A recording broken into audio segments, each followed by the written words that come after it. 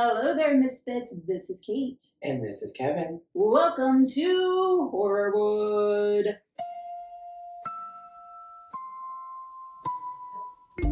Bonus style. Bonus edition. We have a very special episode today because we have a very special guest today. I'm going to hold off before we introduce you. I'm just going to let you sit there awkwardly because I want to tell the listeners that over the weekend, Kevin and I went on a little side quest to the movies and saw Crime 101. Yep. Confirmed. Confirmed. Yes. We did that. It was great. And we went out to dinner beforehand and had some not so great bar food. I wasn't even going to mention the dinner because it was not very good. Oh, I'm going to mention it. Dry chicken tenders, but that's neither here nor there. If you have not seen Crime 101 yet, what are you doing? It's in theaters now, so you should all be going out and seeing it. But to give you a little rundown of what it's about, it's a thriller about a super hot jewel thief, played by Chris Hemsworth, who crosses paths with an insurance broker, played by Academy Award winner Halle Berry. We'll be talking about her more. Yes. And Mark Ruffalo plays Mark Ruffalo from Task. But also, he plays a detective who's chasing this jewel thief. Mm-hmm. I do love Mark Ruffalo. Oh, love Mark Ruffalo. I do, but he is playing himself from Task. I haven't seen that. It's so good. It's so good. If the actors I just named aren't enough to lure you in, there's a great supporting cast, which includes our very special guest today. Would you like to introduce yourself? I can talk now? You can talk now. now. My goodness, I've been dying. I wanted to make you feel... Betty has here. already Betty is chat. here. She is not the guest. I am. My name is Patrick Mulvey. Thanks for having me, folks. Thank you for being here. Would you like to tell people who you play? As soon as you swallow your water. So I play Phil, which I have 4 or 5 scenes with Halle Berry. If you've seen the movie, she works at an insurance company, high-end insurance company, and she is dealing with a lot of white male privilege. And I am one of those gentlemen that is not too enjoyable for her to encounter. Yeah, you're kind of a jerk. Yeah, I think I've kind of made a career out of playing jerks, and my mom does not like it. Yeah, we're going to talk about some of your roles because it's interesting how you're getting cast. Because you're actually very delightful. Thank you. Thanks. Look at this charm. I appreciate that. Hey, guys. Congratulations on the movie. Thank you. It was very exciting to see you up there. And prior to Crime 101, you might have seen Patrick guest starring on any number of shows, including, but not limited to, Empire, Chicago PD, Chicago Fire, This Is Us, Law and Order SVU. Oh, wait. Kevin is the biggest fanboy. Okay, I've been binging this. SVU? SVU. You know, there's a lot of fans. Yeah. I mean, it is a big thing. That's amazing. Can I ask you what episode? So it was I think 5 or 6 episodes ago. Oh, recently. Recently, yeah, this season. Okay, yeah. I'm not caught up, but I'll go back. I'll go watch it. Oh, my mom freaked out. It's her favorite show. She made me take a picture with her. It was a whole thing. Yeah. So amazing. I did not specifically tell you, Kevin, that he was on that because I wanted to tell you. You wanted my raw reaction. And we got it. It was good. Okay. It was good. Yeah. As you watch it, it was good. Yeah, he was like, what? And then, of course, one of mine and Matt's favorite shows, The Pit. The Pit. Where you play such a jerk. Such an asshole. So we'll talk about The Pit in a minute. Yeah. Basically, if you've watched TV in the last 10 years, you have likely seen Patrick's face on the screen. We both enjoyed Crime 101. I loved it. It's such a great ride. So it's glad. A good popcorn movie. It's fun. I agree. And I like seeing it in the theaters just because, like, I don't know, I like the atmosphere of a movie theater. Oh, the chase scenes. Like, a lot of action. It's heist, it's thriller. You gotta be with the audience. Well, who doesn't want to watch Chris Hemsworth be that beautiful and that big? It's actually disheartening. Disheartening as an actor. He's a stunning man. There is nothing more humbling than watching Chris Hemsworth's face and then you're in the next scene and it's your fucking face. Let me tell you. And you're an asshole. Yeah. So that's I'm an ugly asshole. Yeah. Did you see that the Washington Post listed Crime 101 in an article of movies to watch with your kids? What? And here's their description. They give a little warning. This is direct quote. Guns are used to threaten, beat, and kill. There are blood spatters and bloody wounds, and characters are slammed, punched, and bloodied. A woman is attacked, she ends up with a black eye, and there are vehicle chases, crashes, and more. A pornographic website is shown with suggestive images and brief nudity. Characters kiss and lie in bed after sex. A character employs a sex worker, and there's sex-related dialogue. Language also includes many uses of, and then it proceeds to list every curse word known to man. This is the same article they say bring your kids? Movies to watch with your kids. They must have ran out of movies. I mean, I want everyone to go see this movie. I think it's really good. But don't bring your kids. I thought it was hilarious. To be fair, they do say, sorry, I just dropped my headphones, so you're hearing a lot of clips and things. You're seeing this happen in real time. Yeah, it's all, we're real here. They do say 15 and older, but okay. I thought that was hilarious. Or if your kids are grown adults, they're like 30 and you're 70. Then movies to watch with your kids. Family film. Everyone's going to be watching it on Thanksgiving and Christmas. I laughed so hard at It's that. a Wonderful Life, Home Alone, Crime 101. Yes, exactly. That's the order. Can you talk about what your audition process was like for this role? Yeah, I wish it was a more interesting story, really. So I'm really setting this up like it's going to be a thrilling tale. I had an audition come through for a self-tape. I was going to ask if it was initially a self-tape. It was just a self-tape. I did it in 2 takes, sent it off. It was 2 scenes, 2 of the 4 that are in the movie. I had a really good time doing it. I remember when I was, for those of you that aren't actors, you self-tape at home and then you send it off to casting, and sometimes you hear, sometimes you never hear. Most of the time, you never Most hear. of the time, yeah. But I remember, like, right when I read it, being like, oh, I kind of get what kind of asshole they want here. And then we're, like, cutting it together. And I remember shouting to my wife. She was in her office and I was in mine. I was like, I think I kind of like this asshole. Like, I mean, at least I'm enjoying what I'm doing with it. And then I didn't hear anything for like 3 or 4 months. And I was gonna ask how long between your first audition and to the part where you landed, like when you actually landed the role. So, a lot of times in theater you hear in a couple weeks, or on the TV, you hear by the end of the week or a couple days. But this, I remember I had completely forgotten about the audition. Yeah. I run a film production company, and I was in the middle of a shoot. We were on lunch.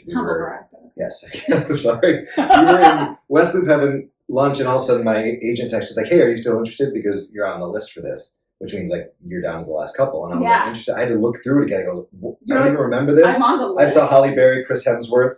At the time, I think Pedro Pascal was actually I saw that on there too. Mark Ruffalo, and I was like, yes, I'm still fucking interested in this. And so I said, yep, you know it! Exclamation mark, thumbs up, smiley face. And then by the time we paid the bill for lunch, I had booked the part. So it was just 1 tape.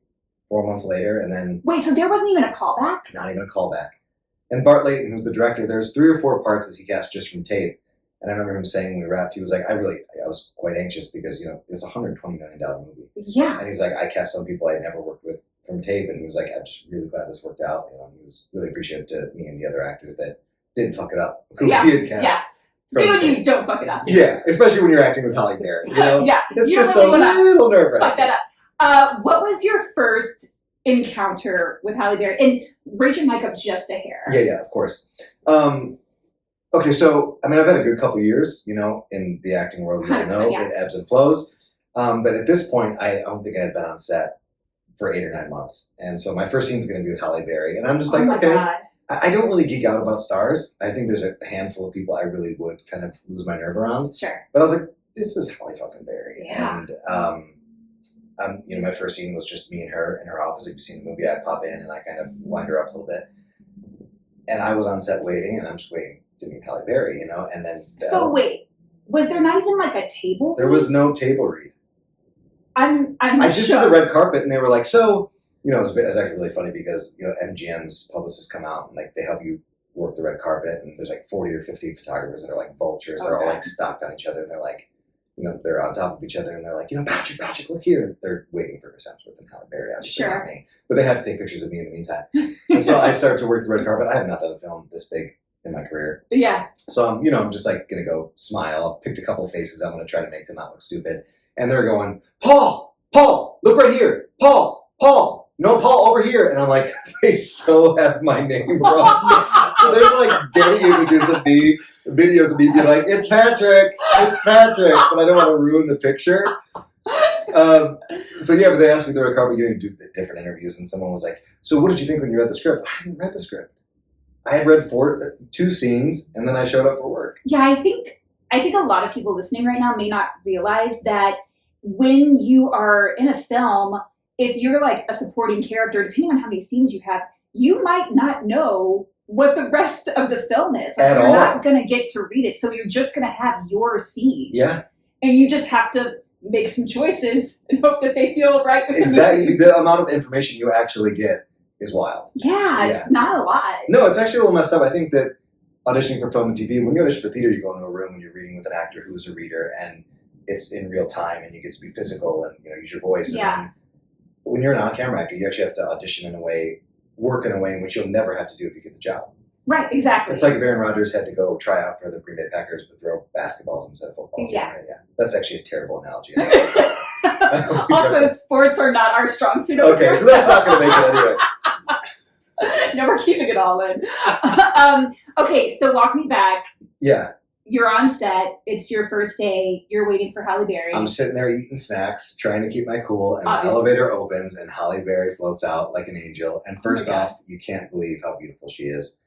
I mean, she's stunning. Absolutely. And the director was like, "Here, Pat, come meet Halle." And I was like, "Hey, how are you?" And I remember kind of floating outside myself, being like, "That's Halle Berry, and you're about to do a scene with her." And I know I was talking English to her, and we were interacting, but for the first couple of minutes, I was just like, "That's Halle Berry." And it keeps sliding down. Yeah, it's. I can just kind of hold it like this. That's annoying. Is this not a cool podcast?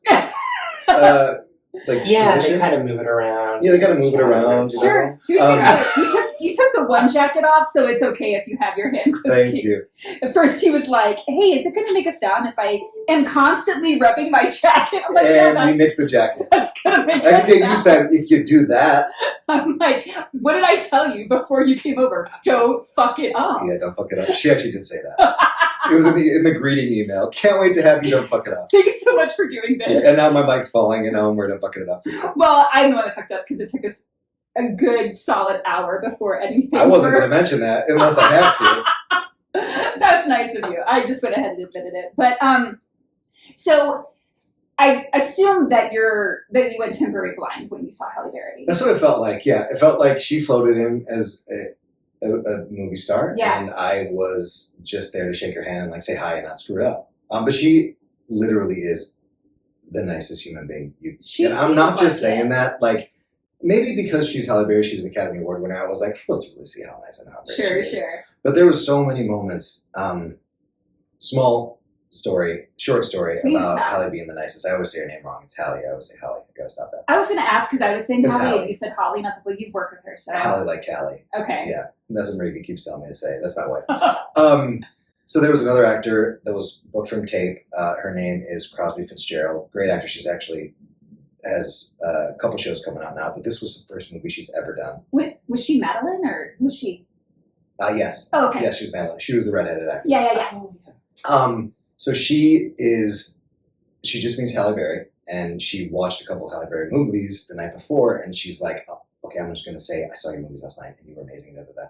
And so they're setting up the shot, and the DP's, moving around the camera, and the director's kind of looking in the monitor, and it's her and Halle Berry in the elevator, and she decides this is the moment where she's going to be like, hey, I saw your movie last night, it was amazing. And so she goes, but she's kind of shy, she's a little nervous, she's like, hey, Halle, I saw your movie last night, and she's like, what's up, honey? She's like, I saw your movie last night, and I just wanted. He's like, the DP's like, can you please just stay still? We're trying to size up the shot. No. And so she's mortified, right? It's her first movie she's ever done, and she's doing first feature film. She's doing a scene with Halle Berry, and all of a sudden she gets quiet, and she's standing there while they size up the shot, and all of a sudden she can feel Halle's arm or hand come behind her back, and just kind of rub her back for a couple minutes while they size up the shot, and they're like, all right, we got what we need. She's like, we're gonna have a great time. And she came back to actor holding where all the actors sit. You drink your soda water and coffee and wait to go act. And she was like, she's the nicest woman I've ever met in my life. She really is. She's the sweetest. Has time for everyone. That's really sweet. Yeah. That's really lovely. Well, I'm curious. First off, did you fuck up your lines? Not one. Wait, seriously? Not one. Patrick. I'm proud of this. That's amazing. I was nervous to have the meet and greet. A stop and chat with Halle Berry was a lot scarier than doing a scene. Really? Yeah, I mean, there was a couple moments where I'm like, here I am doing a scene with Halle Berry. But no, I feel like I kept my cool, and I was like, I kept it together. That's amazing, because I had read an interview that Chris Hemsworth, Mark Ruffalo, and Halle Berry did, where they all said that they prefer to just do one take of their scenes. And I was going to ask, how many takes did you get of your coverage? I got 3 or 4. Okay. Yeah, we did not just do one take, and she stayed on my coverage. Sometimes actors, you know, Nice, they'll be like, I'll be in my trailer. No, she was very collaborative. She hung out in between setups. Oh, She that's was getting really to know even the extras. Like, yeah. I love stories like that because you don't get that a lot of times. Like a lot of times, like let's say the camera is just on Patrick. Yeah. A lot of times the actor goes to their trailer and is just like listening to music while Patrick would have to stare at a tennis ball. Like, like you don't have anything to go off of, or you have, someone on the side, like some crew member, like feeding the lines. Oh, I've had ADs be like, this name actor, we've done their coverage, and then they're like, oh, I'll be in my trailer to the next scene, and an AD's just holding up a hand. And which I don't necessarily mind. If that actor is an asshole, I could probably work better without them in the room. But yeah, she's the best. She's the bee's knees. That's awesome. I also wanted all of her wardrobe from the movie because every single dress that she wore, gorgeous, was stunning, beautiful, all made just for the movie. There's not one designer in there. So that's why I couldn't find them online. I Googled. Yeah, the costume designer I got to know pretty well. She's amazing. Do you remember her name? No. It's in my phone. I can pull it up. I got to know her well enough to tell this story. You can just move your Let's go back to how you had trouble setting up. I hate you so much. She's awesome. I knew well that I was doing a show in a live theater show, and she came to see it. Oh, nice. But we were just at the premiere in LA, and my wife was like, "Where did you get this costume?" She was like, "All of it was made from scratch." Wow. Yeah, every sweatshirt, even the sweatshirts, everything. Man, because I Googled, I really wanted those clothes. I'm like, where can I buy this? Where can I find this? I have a friend who I don't know their name. You can text them. Wow, yeah, the clothes were stunning. Yeah, they were That was great. Amazing. Let's see where mine wasn't. My suit was ugly. No, it was. It was like a ugly. I looked like I was Guys and Dolls Gone Wrong, which I think is what they wanted. Do you know what I mean? I could see that. Yeah, they wanted me to be disgusting, and it was. I thought nothing of your suit. I didn't. Really. Maybe it was the Chris Hemsworth effect. I think that's was what shook, it is. Yeah. You had the look of like you're about to play craps. Like, exactly. Yeah. So, being that you played a jerk in this movie, and that seems to be what you're best at, I want to talk about the pit. Yeah, let's talk about it. Oh my God. Okay, so. Very proud of it. So Matt and I watched this on the couch together. Yeah. And we knew that it was episode 3 that was your season. Second season, episode 3, that's right. I don't know why I keep saying season. So we knew that it was your episode. And they had kind of set this character up. Kevin hasn't seen any of the I'm Pit. so sorry. I literally tell him every day to go watch the Pit. You should. Yeah, it's tremendous, and you'll cook through it. It's fast. Oh yeah. It's like nothing you've seen. Yeah, it's really, really great. That's the thing, because people keep saying like, "Oh, I'm not really into medical dramas." I'm like, this is different. Like, this isn't your typical medical drama. And no, you're probably not into medical dramas because there's never been one like this. Exactly. Yeah, it's true chaos. Yeah, and it's like real time. Like every episode is an hour of the shift of that doctor's shift, and so like that I know. Let's get into it. So you play, like I said, a jerk. They had kind of set this character up, from the very beginning of the season. Yeah. So there's a young girl that comes in. The doctors think that maybe she's the victim of abuse. And her father's girlfriend is the one who brings her in.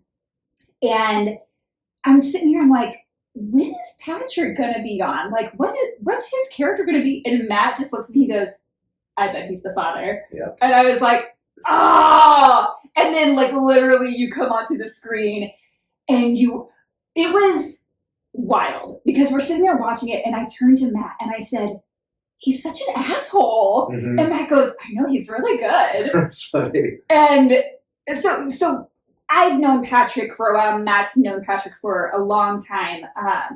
And so we know that you are a very charming and kind and funny human being. Thank you. But you do play asshole so well. I appreciate that compliment. It means a lot to me, more than you know, actually. like I said, my mom hates it because whenever I get cast in something, I'm like, oh, I'm going to LA to shoot this. She's like, are you playing a bad boy? Are you playing a good guy or a bad guy? I'm like, bad guy. She's like, okay, do you die? Those are always her two questions because I'm normally a bad guy and 60% of the time I get killed. Sure. Yeah, I don't know what it's about. I think maybe because we spend most of our lives trying to be polite and nice, and maybe there's some kind of freedom. Like, if I get a breakdown that's like, this is Jack, he's 35 to 45, perfect smile, the ladies love him, and the guys want to be him. I'm like, oh, no. Yeah, that's boring. But I'm like, oh, this guy's a terrible person. I can just not worry about it. It's more fun. It's more fun. Right? Yeah. It was really fun to watch you. I wanted more of your character. First off, I thought you were in 2 episodes. And so in my mind, I was like, well, that can't be the end of the story. Like, what's going to happen? And I want to know what's up with Benny. You know what? So I auditioned for the pilot, and then I had a screen test for it. Okay. For Dr. Langdon. Oh! Okay. And it was down to the 2 of us. Shut and up. He got it. So I walk on set, and first off, after I read that script, I was like, oh, this is really good. I can't wait to watch it. When I came out, I didn't get the part, but I still watched it. I was like, this show was awesome. Yeah. And so I was a fan of the show before I was on it, which is pretty rare, right? Yeah. And I get on set, and Noah comes up to me. He's like, oh, Patrick, we're so glad we finally found something for you. He's like, and I'm super honest. I cannot tell you how close you were to getting the part of Langdon. Oh my God. And I was like, oh, thank you. Were you glad he told you that? Or were you no, I can't just say he's the nicest guy. Honestly, it's amazing to watch him work because he's producing and directing. Yeah, he's doing everything. He's tremendous, and he's the nicest guy. And I'm not just saying that because we talked about Halle Berry. And no, they actually are the nicest. It makes sense why they're so successful. But yeah, I was a little like, oh, my heart hurt. Yeah. I'll take this episode and I'll run with it. I had a great time. Yeah, I hope that he comes back. I highly doubt that, but I hope so too. I hope the 3rd season is just a Benny spinoff. You know? It should be. Yeah, let's go follow that asshole. Let's go for it. Write some letters. Let's do it. Everyone on that show, because I would imagine it's a very different experience shooting a show like that, that is so fast-paced, so chaotic. You've got cameras weaving in and out, as opposed to like a film, which is, it's going to be stationary. It's going to be more like, all right, you walk into the room, blah, blah, blah. All right, setting up, turn around, let's.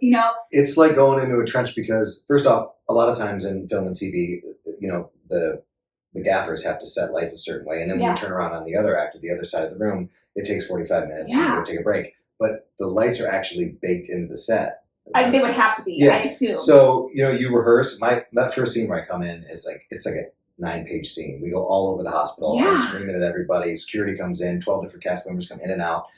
And so we rehearsed the hell out of it. And I think we did probably like 30 to 35 takes of the whole scene all the way through. And then we did pickup shots. 30 to 35 takes? Well, because it goes to 4 or 5 different rooms on the floor, right? But, oh, shit, what was I going to say? I bet it was brilliant. I bet it was fucking phenomenal. But it just seems like chaotic. Sorry. I'm here. I'm back. I got it. Sorry, my ADD brain brought it back. The point was, so you rehearse it, but you don't rehearse it with extras.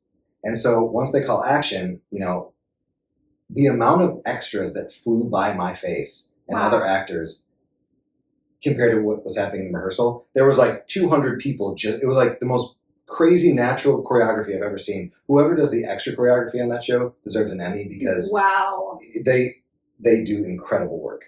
That is awesome. So I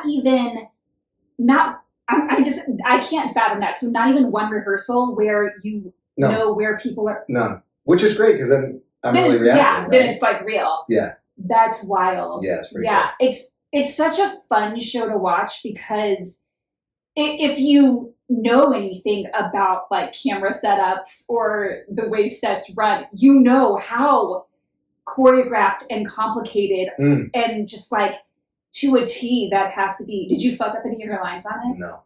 Look at you. I feel like I'm being cocky saying, no, I didn't. No, perfect. No, I didn't. No,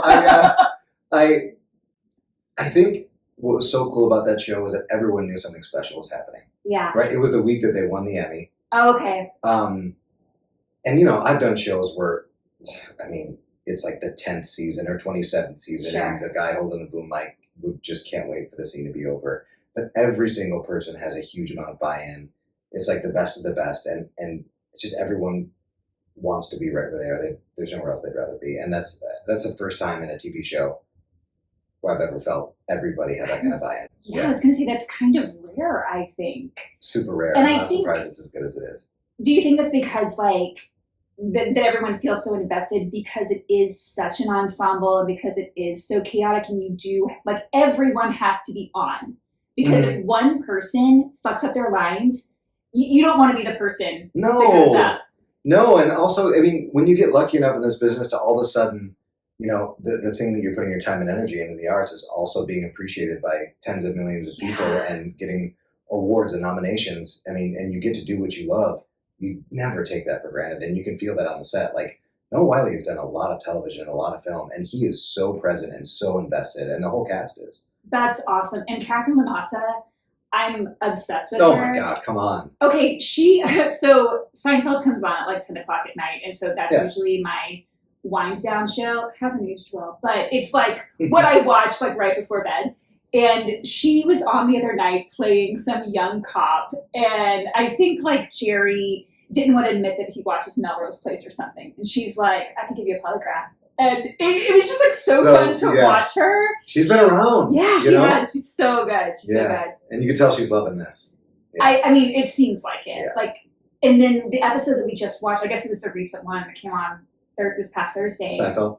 The Pit. Where she plays the Sane, the SANE. Yeah. First off, I didn't even know that. So SANE is sexual assault nurse examiner, and they'll do the rape kits. And I did not know. Like Matt and I were sitting there, and we were like, "Oh wait, this is what a sexual assault kit is." Had no idea. I feel like I learned a lot on that show. Oh my goodness! Yeah, it was. I mean, it was. You were holding your breath the whole time. Yeah. I mean, it was like heart-wrenching. She she actually used to be a dancer. She was a ballerina. I think I read that. I read that. That's awesome. Well, speaking of dancing and theater backgrounds and the knots and the like. I just want to say I will be watching The Pit tonight. Let's go. I know you all had that conversation, and I was sitting here like, I don't know what's going on, but I love it. I will watch it. Betty approves. I love it. There you go, a new viewer. But you do have to start from the very beginning. I will start from the very beginning. You can't just like start in the middle of someone's shit. I think he's a psychopath. He's not going to start at I'm the not sixth like your episode. desktop. I'm gonna. I wasn't going to bring it up. Wow. Listen, That is a I'm sorry, deep cut. I'm sorry, Kate. I love you. Well, we're talking about it now. I have a lot of files. If you're watching this at home, don't open that laptop to show the camera because I don't know if your reputation will be the same now. I don't. That is a lot of a lot of folders going on. I have a lot going on. You do. You clearly. No, Matt, like, he cannot walk by me when I'm on my computer because he's like, I can't look at that. There's just a lot going on my desktop. That's all I'm going to say. Yeah, there's a lot going on. So, as most good film and TV actors, they get their start on stage, and that is you. So I was hoping that you could go a little bit into your stage background, maybe your training. Tell us a little something. Sure. Yeah, theater is definitely my first love. I left high school. I grew up in Joliet, Illinois. I left high school for my senior year, and I went to Interlochen Arts Academy. Yeah. In northern Michigan. Life-changing experience. And after that, I went and trained. I got my bachelor's in acting at the Royal Scottish Academy of Music and Drama, which is now called the Royal Conservatory of Scotland in Glasgow, Scotland. Spent 5.5 years there. And everyone's like, oh, well, why did you want to go to school in Scotland? I was huge into Shakespeare, into the classics, and I thought nowhere did it better than the UK. So I trained there. I was a series regular in a BBC show for a couple seasons right out of school, BBC Scotland show. Were you an asshole in it? Yes. Were you? Yeah, they wrote it. And the funny part is they wrote the part for me. They saw me at a show at school. I got really lucky. And they wrote a part for a hot-tempered chef from Chicago named Leah McNulty. So it was me and then a bunch of Glaswegian actors. Have you ever heard of Glaswegian accent? No. So in Glasgow, they speak like that. So hey, Kate, lovely. Thank you so much for having me on the podcast. Oh, this is a lovely office. Nice to meet you. Dead on. Yeah, it's Dead like on. a really particular accent. So I it actually was have me. been to Scotland, so I guess I have heard the accent. How could you forget it? But with you doing it, like it just puts a whole new. They will absolutely cancel me if they saw me do a Scottish accent. If any Scotsman saw that, they're gonna be like, "That's shite." We just lost all of our Scottish viewers. If you have any Scottish Thanks a viewers, lot. I'll apologize now. I'm sorry. I'm sorry. And they're gone. Bye. So yeah, I did some TV there for a while, and then I did some theater with the National, and I did a show at kind of a series of shows at the Globe, and then like you, my visa ran up.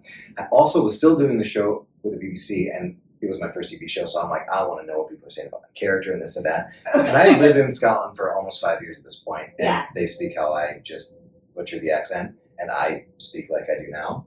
But I started to get their kind of tilt, you know? Yeah. And so I read the message board, and someone said, someone needs to tell this crap Irish actor that his American accent sucks. And I was like, what? I mean, the show is not wildly respected. It's called River City, and it's 2 episodes a week, so it's kind of Scotland's version of soap opera. Sure. And I also knew it was time to leave the show and I loved everyone I worked on the show with, but it's a lot of grandmas in Scotland watch the show. Okay. And I was on a train, and I love a Scottish grandma. There was a I was kind of Scotland famous at this point. Like I was like turning on Christmas lights, and because I was like a lead in the show. Yeah. And I was on a train, and like a 6 or 7 year old like little Glaswegian dude's kind of looking at me, and I'm like, oh, his mom must watch the show, his grandma watched the show, and he recognized me. And my character's name was Liam.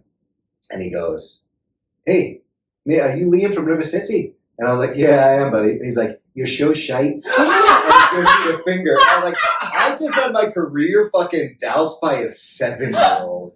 Time to leave this one. Amazing. And I don't even sound like I'm from Chicago anymore, so I came back to America.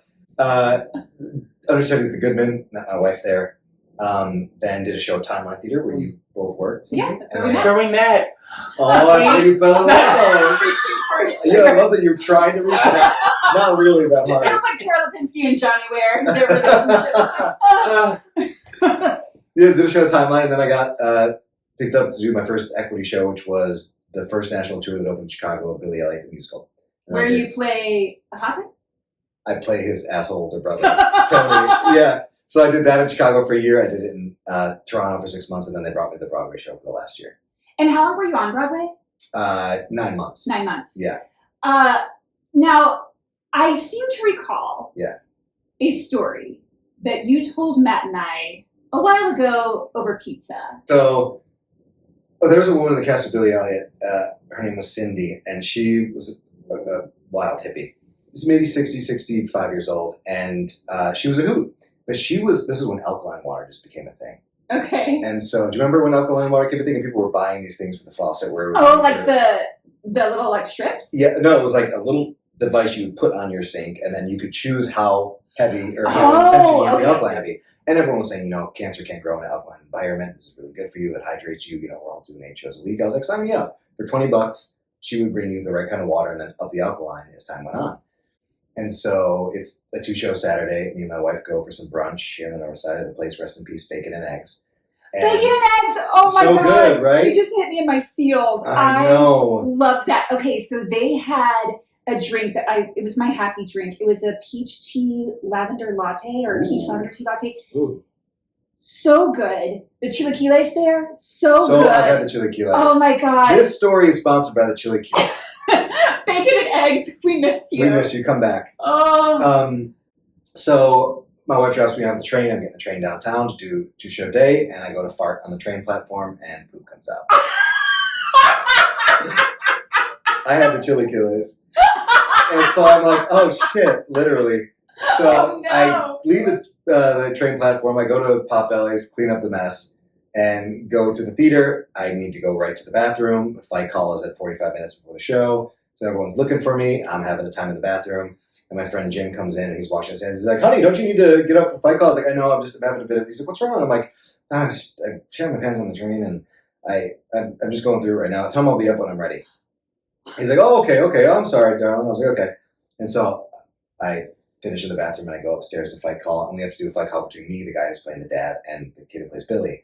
and we're about to start the fight call, and the kid, Caesar, who's playing Billy Elliot, comes up to me and he goes, I heard you shat your pants on the train. And I was like, what? No, I didn't. Who told you that? He's like, Jim. And everyone at this point is looking at me, and they're all, so Jim has told everybody. I'm like, Jim, what the fuck? And he's like, you didn't tell me not to tell anybody. Oh my God. Anyway, everyone knows I've shot my pants. And at the very beginning of the show, there's an opening number where we're all in like the town hall, and people are trickling in as we're singing the song, and we're waiting to hear if we're going to go on strike or not, because it's Maggie Thatcher's Britain, and fuck her, and we're gonna picket, and we're all minors, and we're gonna and everybody who comes in, I'm one of the first characters that comes in. I'm like, have we heard yet? No, we're still waiting. Okay, we're waiting. We're singing the song. Every cast member changes the choreography and comes and gives me a square of toilet paper. One after the other, after the other, after the other. Every kid, every woman, every man, every single cast member. So I've got like 37 pieces of toilet paper. I stuff in the jacket. And then I give the jacket to a stage manager, and I'm going to see it a couple scenes later. This next scene is called the hammer scene. I'm going to go out. The strike is happening. I'm going to go to the picket line. My dad does not want me to go. It's a very dark scene. It's very serious. We end up squaring up to each other, and I bring up, that he's a terrible dad, and he's been terrible since our mom died, and he throws me to the ground. And when he throws me to the ground, every single piece of toilet paper goes all over the place. And the whole scene is just me picking up this toilet paper that is just a reminder that I shat myself on the train. And I get to my dressing room after that scene, and Cindy runs in. She goes, Pat, honey, did you drink the water? And I was like, yeah. She's like, I put it too high. That was meant for someone else. And I was like, you think? Oh, no. I shat myself. Cindy, if you're listening, still don't forgive you. Cindy the hippie, what did you do? Cindy the hippie. Oh, no. Just drink your alkaline water slow, folks. That is actually, oddly, a great segue into this case that I'm going to talk about. I can't wait to hear how this works. So, the person that is one of the people at the center of this case probably wishes that he had just shat his pants as opposed to stopping at a rest stop, because when he did, he unwittingly became part of the largest jewel heist in U.S. history. Have you heard about this? No. All right. So this is just like a little mini case because I thought it'd be fun to tie in with Crime 101 and also shitting your pants. So, it's a real case. It happened pretty recently in 2022. In July of that year, there was a big jewelry show in the San Francisco Bay Area. And it's where jewelers from all over the world, because this is an international show. So all of these jewelers from all over would showcase their wares to potential sellers who would, buy their stuff and sell it in their stores. And from the show in the Bay Area, a lot of those jewelers were going to be going straight to a show in Pasadena, which is about 6 hours south of the Bay Area. Because the value of the jewels that they were exhibiting was so high, they didn't want to transport their emeralds and diamonds in their own cars. They were like, I don't want this on my person. So many of them contracted Brinks, the Brinks company. Yeah. Which is, they're known for their bulletproof armored vehicles. They transport a lot of high-end stuff. So for this particular transport, Brinks didn't use those armored vehicles because there were so many bags of jewelry that they weren't going to fit on one. So they just got a big semi instead and just threw everything on this big semi. Mistake. So 2 Brinks guards, James Beatty and Tandy Motley, which does not sound like a real name, but that's his name, were the ones driving this truck to Pasadena. And before the truck left, Beatty got into the back of the cab to sleep because by law he was required to rest for 10 hours before he could drive again. So Motley was the one driving the truck to Pasadena. After driving for about 5 straight hours, he decides, I think I need to pull over. So he stops at a Flying J travel center, a gas station in Lebec, which is an hour north of LA. And he said he went inside to eat, but I think he also had to do some pooping, if I'm being honest. Yeah. He was inside for 27 minutes. Yeah, definitely should. Yeah, for sure. And Beatty was still asleep in the truck.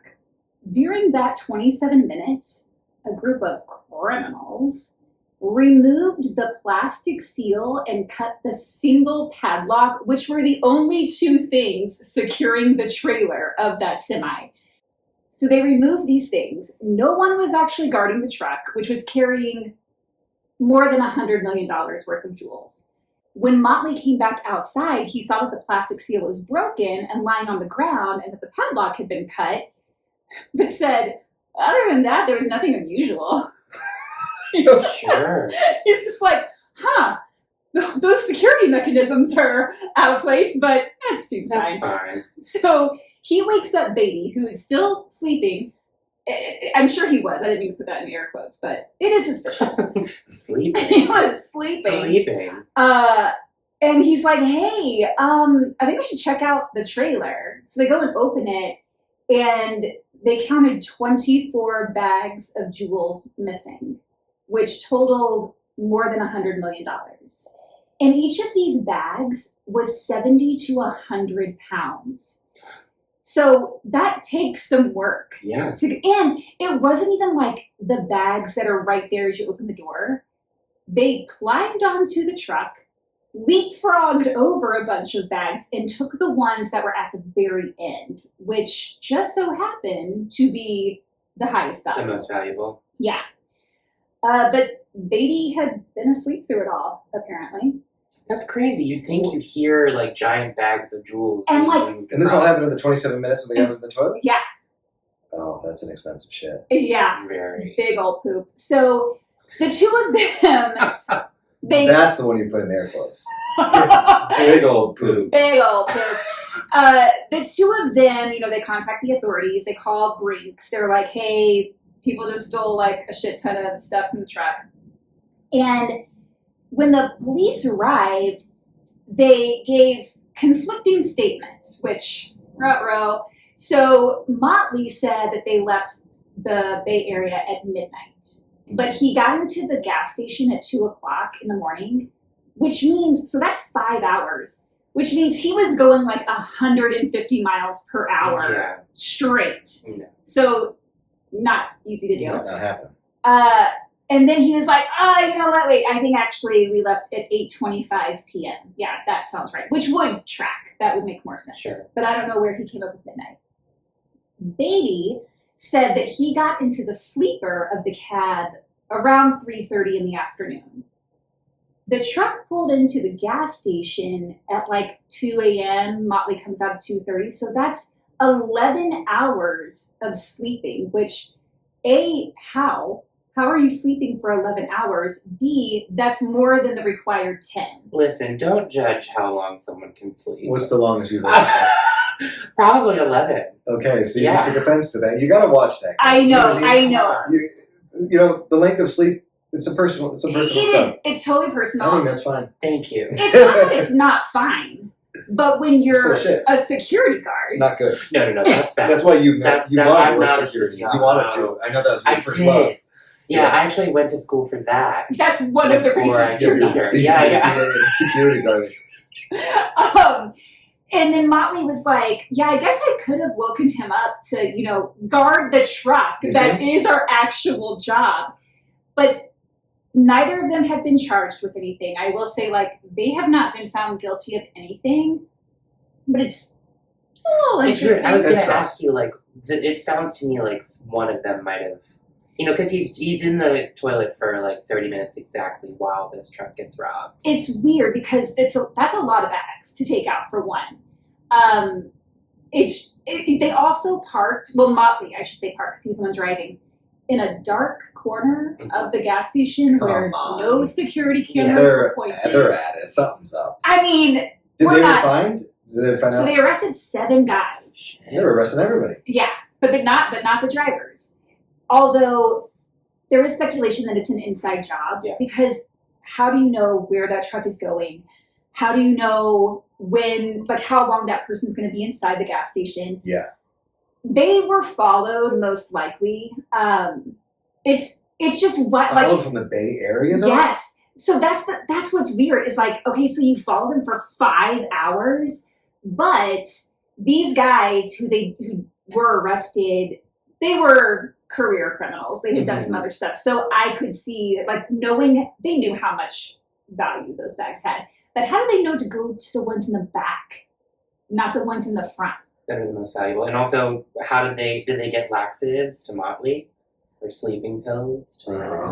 I mean, I don't know. You're asking a lot of questions, Kevin. Yeah, I have a lot of questions. Do you think you guys do so much work around this podcast and investigating the crimes and all? Do you think you'd be good detectives?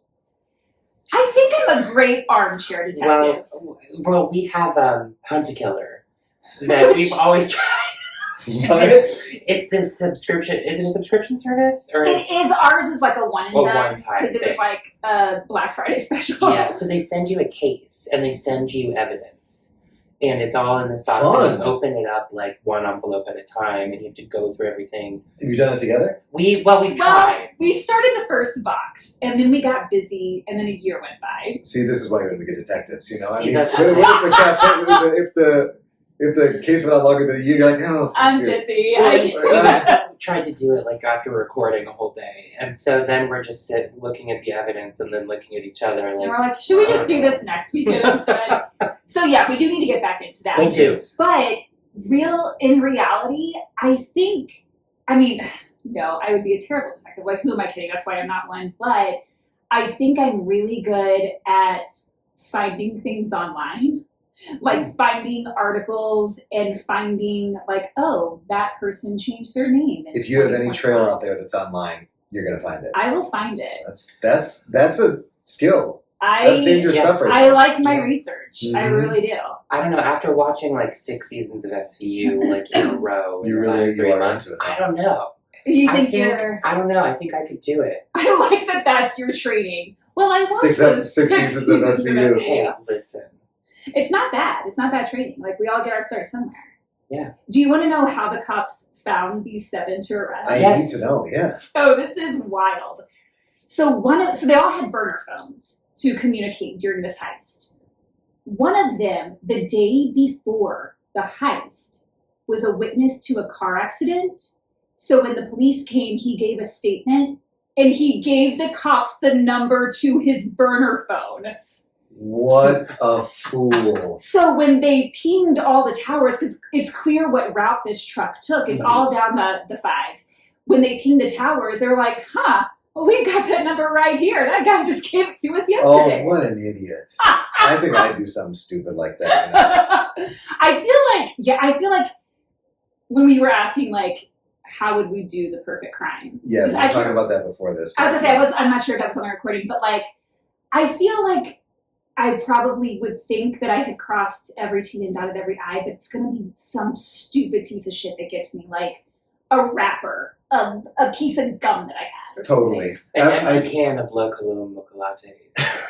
I don't even start, because if a La Colombe Mocha Latte is my downfall, I will be the saddest person. They are literally what keep me alive. I know. I That already would be the can't- downfall. I already can't wait to play the idiot who gives the burner phone number in the movie. He's a bad guy. He's an idiot. I'm in. Oh, I know who to cast for That's this. exactly it. Patrick Mulvey. I think you'd be a better detective than you think. I mean, research-wise, I'm on it. Yeah, you're a crime dramaturg. Is what I you're saying. am. Yeah. That's exactly what I am. Got you. I would love that. So, like in NCIS, you're the character that they call when they're out in the field, and then you're like, I'm like, yeah, you got the glasses on, and you're like, what are you looking for, boss? Yeah, gotcha. Right here, save the day. Yeah, that's who you are. I'm sending this to you right now. Yeah, No, I think I would own that. yeah, you kill that. Thank you. So this case hasn't gone to trial yet, but just last month, one of the main guys involved was deported by ICE without the prosecution being notified. Oh, shit. So, like, it's all a mess. It's all a mess. Yikes. And when did this happen again? The actual crime happened in 2022, 2022. but it is the largest jewel heist in U.S. history. In U.S. history? Mhm. Oh my Because of goodness. the value of what was stolen.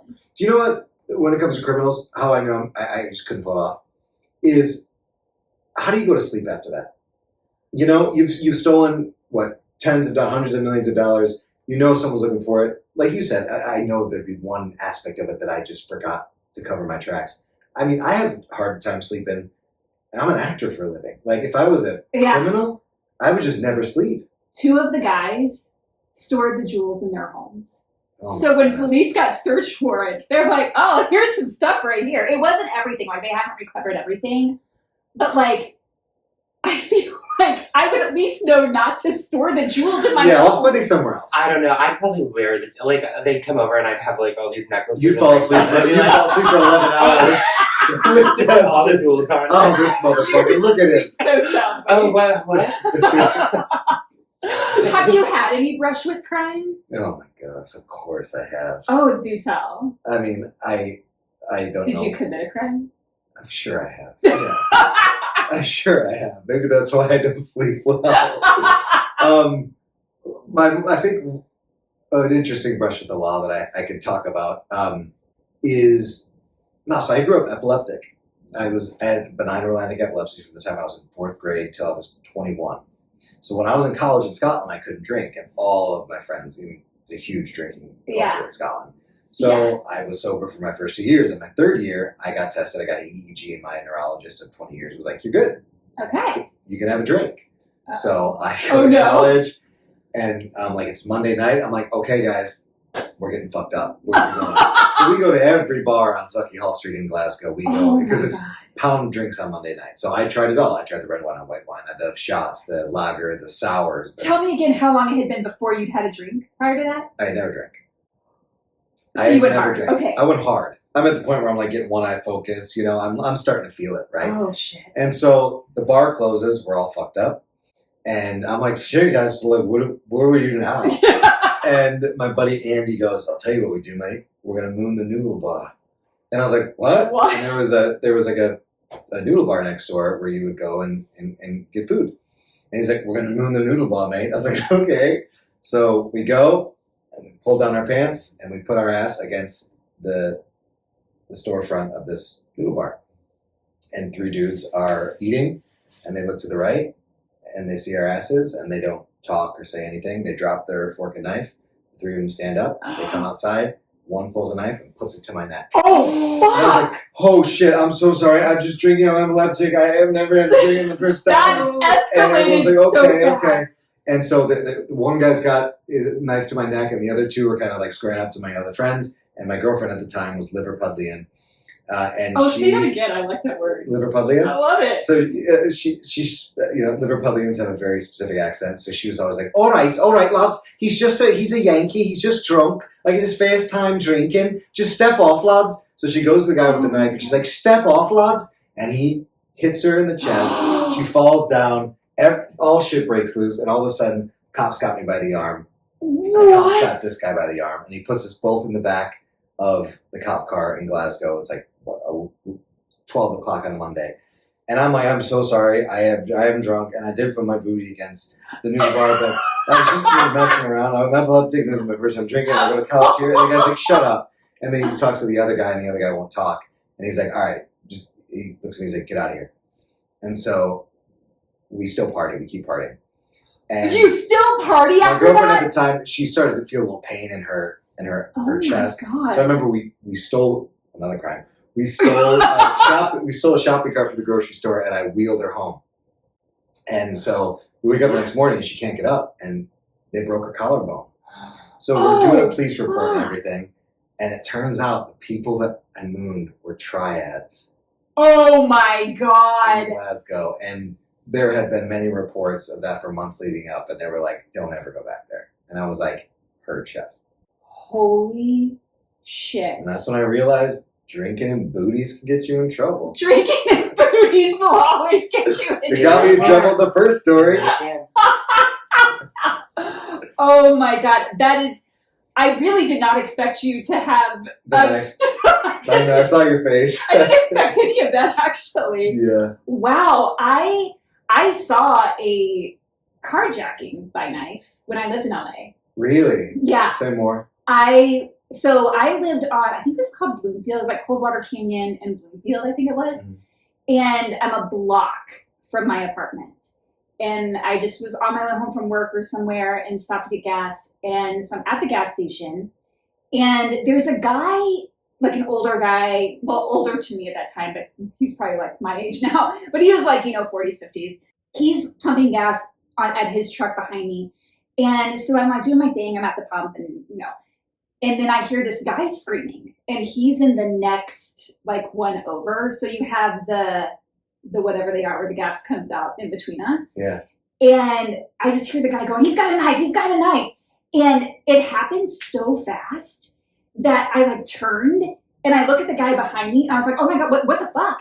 And the person just drove away. So the guy who was carjacked runs inside. And I turned to the guy behind me. I was like, oh my gosh, do we need to like report that? Like, what do we do? And I'm like, 23, like, I don't know what the fuck's going on. You're not a detective yet. I'm not yet. Mm-hmm. And, that took years. Yeah. And so the guy was like, no, he's got it. Like, he's reporting it inside. Like, we couldn't even describe the person, which I couldn't. Like, I couldn't describe even, I know it was a white car. That's really all that, like, stuck with me. Yeah. But I didn't see the guy himself. I just, like, I saw him with, I don't even know if I saw him with a knife or if the guy yelling was just like, he's got a knife. Yeah, like, so you're like second guessing what you yeah. saw. So I was like, okay. So then I just keep pumping gas. You don't even stop pumping gas? I'm like, it's like a Tuesday. I was like, okay, I guess I'm just gonna get my gas. And then the guy behind me starts like chatting me up. And he's like, oh, are you like an actor? Blah, blah, blah. I'm like, back then, that's what I was doing. And so he's like, oh, you know what? Do you have an agent? And then it became one of those conversations. And he was like, LA. He was like, one of my good friends, he's with, he names this like very big agency. And he's like, if you want, I can like give you his card or whatever. And I said, you know what? I think I'm good. Because this guy just like did not have the right vibes. This is not how it happens. So I got in my car and I start to pull out. He gets in his truck and he's behind me. And I didn't want him to see me turn down my street because I'm literally a block from my apartment. So I keep driving. And he's behind me. And I'm like, well, I'll just turn right at, this street up here. And then he turned right. And I'm like, fuck, is this guy following me? And so then I keep going and I'm like, well, I'm going to like do a little loop-de-loop. I'll do something like really strange that is not, I'll lose him. But he followed me. And I was like, well, clearly he's following me because I'm not going anywhere that makes sense. Like I'm doing all these crazy turns. Yeah, it's not a pattern that gets you to the grocery store. Exactly. Yeah. And so then I called my boyfriend at the time and I was like, hey, there's a guy in a truck and he's following me. And I'm like, I don't know what to do. He's like, well, just come here. And I was like, no, I don't want him to know where I live. Yeah. And so I just kept driving around until finally I saw him turn off. How long? It was a while. Like a half hour? Yeah, probably. That's insane. It was so scary. And then afterwards, I was like, wait, was that all a setup? Like the carjacking? Like, because then I'm like second guessing. I was like, what did he like? You never saw the knife, someone screaming. It's like, what? But I mean, that would be wild for two people to be in on that. And isn't it all wild? Like, isn't that how it happens? You know what? You're right. Crime is wild. It's really fucking wild. insane. Have you ever committed a crime or been witness to a crime? Ooh. When I was in kindergarten. Oh, this is already salacious. I'm It's sad. awful. No, I'm kidding. With my crayons. No, I stole a little peach magnet from my kindergarten, and my mom came to pick me up, and we were on the way home, and I was like, look what I have, and she's like, where the fuck did you get that? And so she drove me back to the kindergarten and made me like give it back to the teachers and explain like I shouldn't have done this, all through tears. It was terrible. Learn my lesson. Don't steal. Secondly, I don't know if this is a different thing, but It's on the rap sheet. Right, I'm just going to tell you everything. Just get it all out now. I was driving. There was a bicyclist. No, I'm kidding. Could you imagine? But here's the thing, Patrick. Here's the thing, Kevin. I've driven with Kevin. I've been a passenger in his car, and it's one of the most terrifying experiences a person could have. Scary. Do you know that you're a scary driver? It's scary driver. It's how I talk to other people, or like I get. Oh, you get road rage? Yeah. There's a little bit more to it than that. But what's the second? Oh, the second one when I was in London. Kindergarten thief. London. I was really, really drunk one night, like really drunk. I think because I'd always get invited to the cast parties from the Donmar, and so they'd free wine just keep the wine flowing. Yeah. Till it's like Sure. brown out, blackout, come back to life. Yeah. And I kind of came back to life in a cab. Oh. And I was well, like, oh, great. Well, I'm on my way good. home. Yeah. Like, this is exciting. And I was like, I don't have any cash on me, so I need to stop at an ATM. So I told the driver, and I got to the ATM and my cards wouldn't work. Oh. And so I couldn't get any money out. Yeah. And so I went to the driver and I was like, I'm so sorry, I don't know what to do. I can't get cash. Like, maybe we could. And he, like, snatched my phone from me. And he's like, you can get this back when you can get me the money. Oh, fuck. And I was like, and he got in his car and drove off. I had With no your way phone? To yeah. I had no way to get home. Did you I know was his like, cab number or something? no, he just drove away, like, sped away. And so I had to walk like an hour home after that because there were no buses running. He sold your phone. He stole it, yeah. But however, I got on Find My iPhone when I got back to my house, saw where it was going. I was able to like message my phone from that. I got money out finally. And then he was like, meet me at King's Cross. And so I met this guy at King's Cross, and he charged me like double a cab fare Of course. to get my phone back. I did file a police report, but nothing like They didn't care. They didn't really care. You come I out looking fucked pretty up. good in this. Yeah. I do, but it was like a scary. Of course, a scary that's time. scary. I will yeah. say there was also a time I picked up a guy at a club. I'm here for it. Let's hear it. Yeah. This isn't what you think it is. Oh. You stole his crayons. And I strangled him. No, Wow, Kevin immediately no, goes to just violence. immediate violence. No, but this was a funny story because like we were in a cab together. Cab stories. I shouldn't take cabs abroad. It never ends well. But we were in the back of the cab together. I didn't realize it, but I think he was on something like hardcore that night because he kept going from like being really quiet to being really like aggressive. Yeah. Ooh. And so he had offered to pay for the cab, and I was like, great. And he opened his wallet, and he didn't have any money in it. And so he started yelling at the cab driver, and I just said, hey, can we stop? Like, stop the car. And so I opened the door and like pushed him out of the cab, and I closed it. And I said, drive. And Oh, so the God. cab went on. Oh, my God. You pushed him out and said pushed him drive. out. And then he got Drive. hit by a car. And then That he died. No, sucks. Okay, super honest. How hard did you push him? not that hard. Not he, that hard. he was like already. Yeah, he was kinda- already kind of at it. It was just like a little nudge. I was kind of like, Oh. I'm not dealing with this. Wow. I don't know if those are crimes, just kind of weird shit. That Well, I mean, I happened. think the kindergarten one is Clearly, intense. I mean, This is intense stuff. you were clearly at fault. You've always been up to no good. 100%. That's Yeah. that's the It makes sense that 20, 30 years later you're pushing people out of cabs and Exactly. stealing Yeah. rides. Exactly. Running people over, just yelling in the streets. you do that just on a Tuesday. Just on Have you committed regular any day. crimes? The only crime Your laptop? There's something Guys. nefarious in that. now I'm gonna have to like screenshot it and show this. No, you're gonna like, edit what the shit out of this. You're like, oh, watch that. There's no way that laptop is getting anything in here. Our mouths are moving, but then Kate's voice is like, and the laptop is fine. I yeah, just randomly. I think you're organized. You seem sane. Oh God, the only like crime that I really committed it's the lamest one you can have. It was underage drinking on campus, and the only reason I got caught for it and subsequently arrested was because I got sick, and so my roommate who came home, thankfully, at like 5 a.m. in the middle of my being sick, called 911. That's good. And so, thanks, Erin. She's on our Patreon. You did the right thing. Woo, woo. Proud of you, Erin. So, because the cops had to come, and ambulance and blah, blah, blah, and it was on campus, that's why I was arrested. And I was thumbprinted in my hospital bed and read my, like, whatever. But I remember that I was really funny at that moment. Like, I was really on top of my game. What, the EMTs were all LOL? Oh, yeah, they were. Yeah. And I was just like, hey, and I don't know, I was very talkative. I was like at that moment of my drunkenness. But the thing was, to get it off my record, I had to pay a fine. I had to write an essay, and then I had to go to a MAD meeting.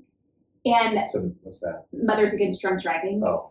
And I was never in a car. I was in my apartment on campus, and that was probably the worst thing because you're listening to parents' stories of their kids who were killed by drunk drivers. Mm-hmm.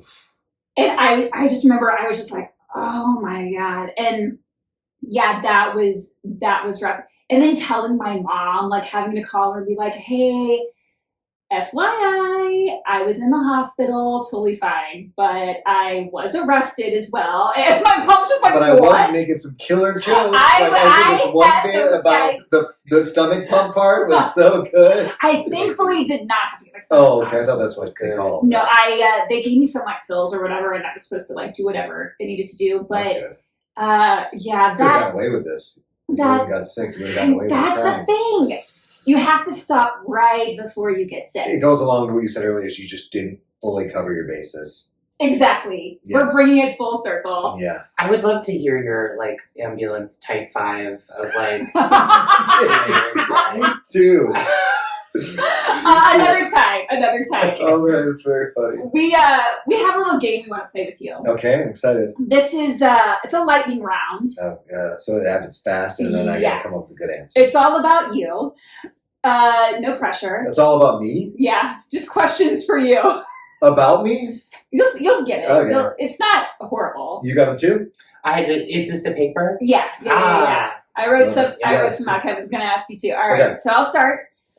So you've worked with a lot of very famous people in scenes. Of them, and I think I might know the answer. Who smelled the best? Halle Berry. I assume it's Halle Berry. What does she smell like?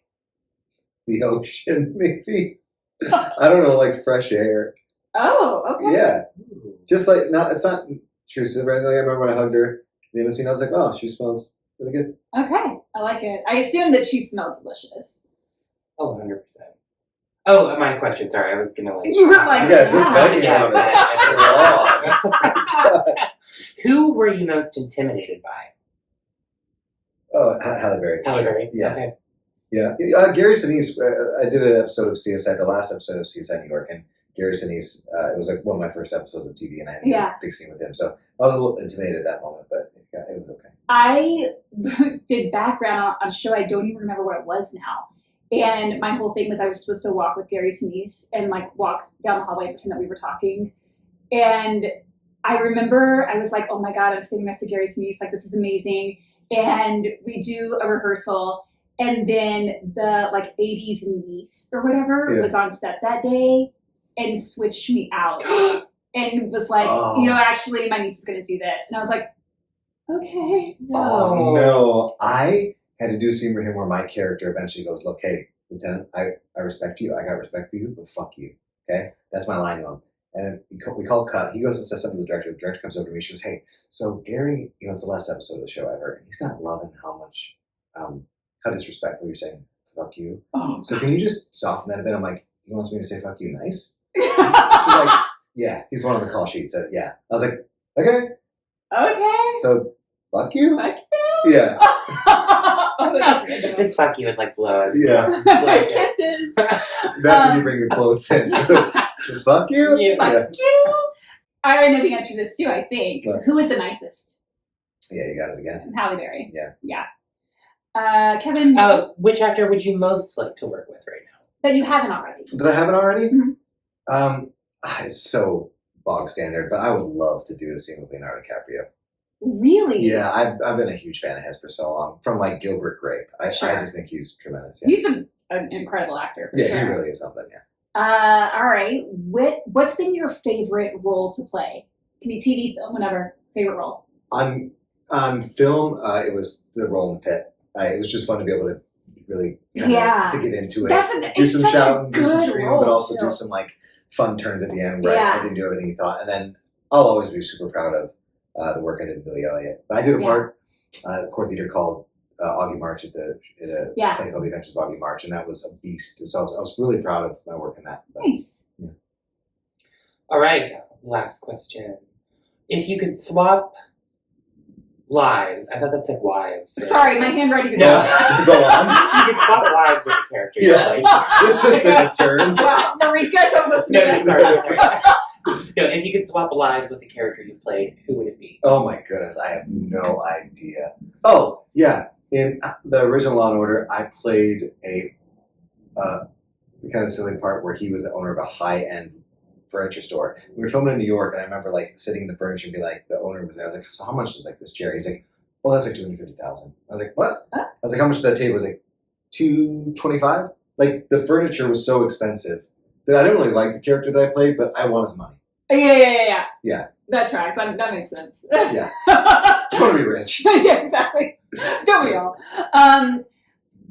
To bring it back to the movie, Yeah. in Crime 101, the characters Mike and Maya, they go on a date, spoilers, and they're asking each other questions. And so one of the questions that Maya asks Mike, and I'm probably going to butcher this because I don't remember it verbatim, but she I never read the says, script, so that's okay. yeah, if there was a reset button to your life and you could do your life over, would you push the button?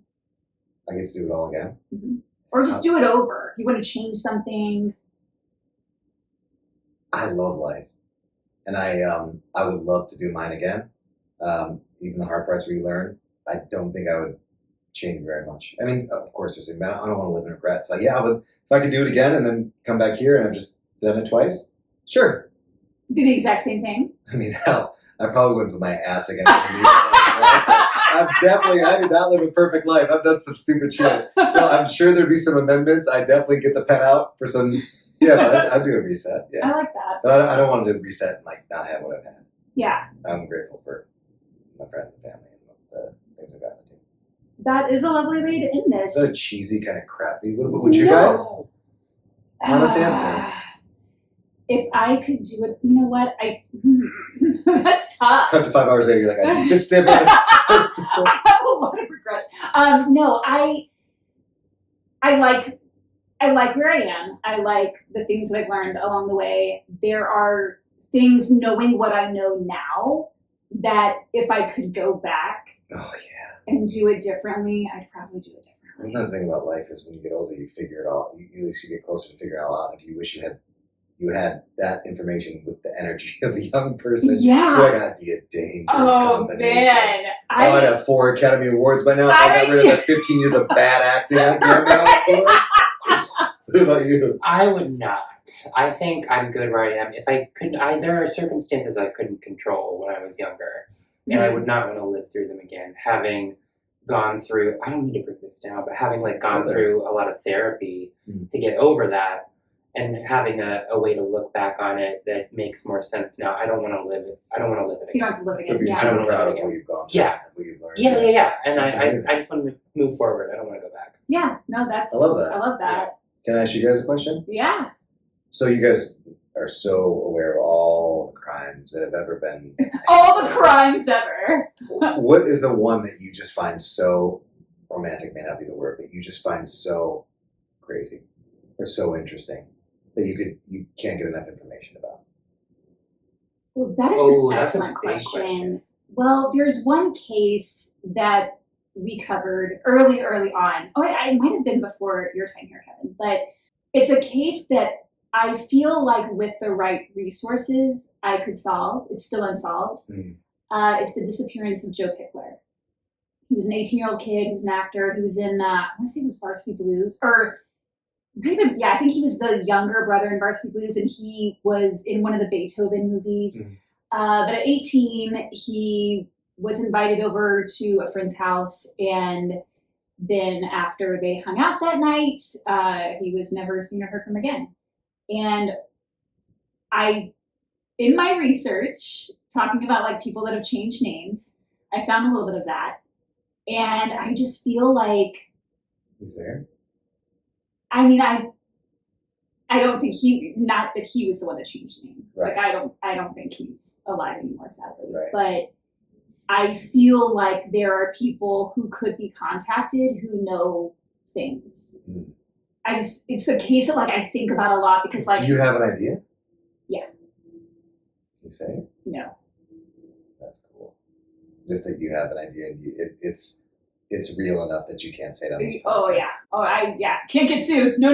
Oh, there's so many to think of. I'm always super obsessed with like cult stories. Kevin loves a cult. I love a cult. I love a Sure. horror. I love paranormal stuff. The whole thing with Annabelle going on right now. Do you know about that? Is it still going on?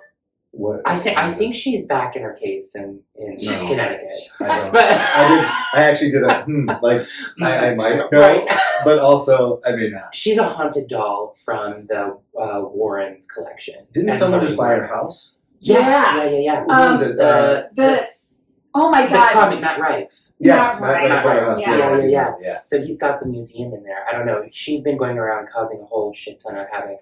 I think the case that I was most interested in With was the doll. the doll, yeah, because it's haunted by a demon. You know, Duh. it's I a should rag, get with it. rag Jesus. rag doll, not a rag doll. Raggedy Ann. Raggedy Ann. It's a Raggedy Ann doll, and there's a demon in her that just causes havoc wherever it goes. One of the guys who was her handler had a heart attack and died. There was a big fire on a plantation when she was in Louisiana. And, like 10 convicts escaped to prison when she came through town. So, like, all kinds of shit. I love when you say when she came through town. Yeah. When she rolled When up. she rolled up. Yeah. She's like, She's hey, like, man, TSA free. we're Yeah. gonna fuck shit up. No one saved. No. But if we're talking, like, real crime, I think one of the first cases I covered on Horrorwood was the Cecil Hotel. Oh, right. And so Yes, Elisa Lamb. It's a hotel in L.A. It's under a different name right now. It's like Stay on Main. Stay on Main, yeah. But I thought that was solved. Like It still is, but it's still weird. Mm. You know what I mean? Elisa Lamb was found, she was supposed to be playing this game called the elevator game, where you go to different floors in an elevator and eventually it's supposed to lead you into a different dimension. I remember it differently because when I watched the documentary on it, she hadn't been, like, she was bipolar. She was on medication, but she wasn't taking it at the time that she was staying at this hotel.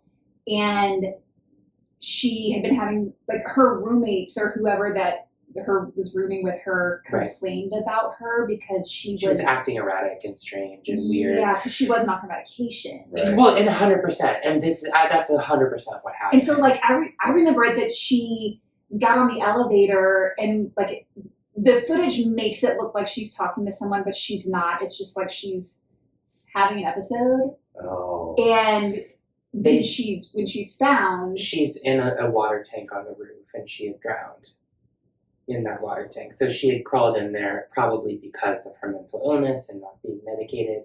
But then there's this whole other theory, which you can give credence to or not. It's probably not true, but a lot of people latched onto it in a weird paranormal way. And there's a lot of, it was one of those things where armchair detectives went way too far. And so then you have like this goth guy who was a metal musician who was at the hotel at the same time, and people were accusing him of doing something weird. Then you have the elevator game theory. But yeah, it's really sad and really unfortunate. But I still go back to that case and think about it, even though we pretty much know what happened. But it's wild. So you were saying before we came up here that Marika is super into true crime? Oh, yes, she is. Yeah, I am now too. Yeah. You have to be. Every night we fall asleep to Dateline or Forensic Files. Forensic Files. Yeah, I actually once had to do an ADR session, which is when you have to go and like ad lib or like voice dub something you did in an episode. But I was on vacation in Florida, and so they sent me to a studio in Naples, and there was all these, the studios put up different folks that have worked there, and all of the episodes of Forensic Files were recorded in this booth, and I was completely geeking out about it. No, I think it's. At first, it was scary when my wife was falling asleep. Someone was talking about being stabbed 20 times. I'm like, why are you falling asleep, baby? But now, yeah, like, even if I'm out of town, I'm like, I'll throw on a couple of Datelines and fall asleep. I will sometimes put on a true crime podcast in my earbuds as I'm going to sleep, and mainly because the women that I listen to when I'm falling asleep, they're British and their voices are so soothing. So it's more of that, I think, than the actual case. Because if I'm listening to one of my other podcasts that are a little bit more lively, and so I can't listen to that when I fall asleep. Yeah, no. I like those British ladies. I do ASMR. I like the ASMR. I hate ASMR. Stop right now. Do you really? I hate it. makes something in my skin want to rip itself out and All of it? flee the room. I cannot handle ASMR. Really? Yeah. I love the personal attention. I love when like ASMR people like they'll be like doing your makeup and they're like, I hate it so much. and then you hear No. That gets me. Yeah, that is a little weird. Oh, I'm so uncomfortable right I'm now. sorry. So let's bring this up. I Patrick. love, real quick, that you just could talk about murders and crimes for hours and seasons, but someone's whispering, you're like, that's too much. Stop. Too far. That is where Kate draws the line. Too far. Patrick, do you have any projects coming up that you can talk about? So I have a couple of movies coming out. I've got a movie starring Corbin Burnson from LA Law, Okay. where I play his son. It's called Laura Louise. That'll be coming out soon. Awesome. And another one called What Now, which is a comedy I shot out in LA, and then one called Gaia, which should be in the festival circuits here soon. Awesome. Yeah, Congrats. thank you. Well, thank you again for being on our show You guys today. are so Thank you. fun, by the way. You're so fun. No, This you're is like a good, like lively. We're in a different room than usual. Yeah, I also love how Sunlight. ADD you let the conversation be. I feel like we danced around everywhere. I feel super fulfilled. Thank you for having me. One of our comments was like, how do we listen to these two They were like, ADHD people? How dare I these said that. two podcasters be able to have a show Right. And that's why you read the message board, right? Well, if you have not seen Crime 101 yet, run, don't walk to theaters right now. It's so fun. It's a good blockbuster, super good popcorn movie, and it has a ton of actors in it, like a ton of stars that you know. So, yeah, it's a fun ride. And this has been a fun ride. So thank you so much. Thank you all for having me. thank you. All right, don't do heists. Stay out of trouble.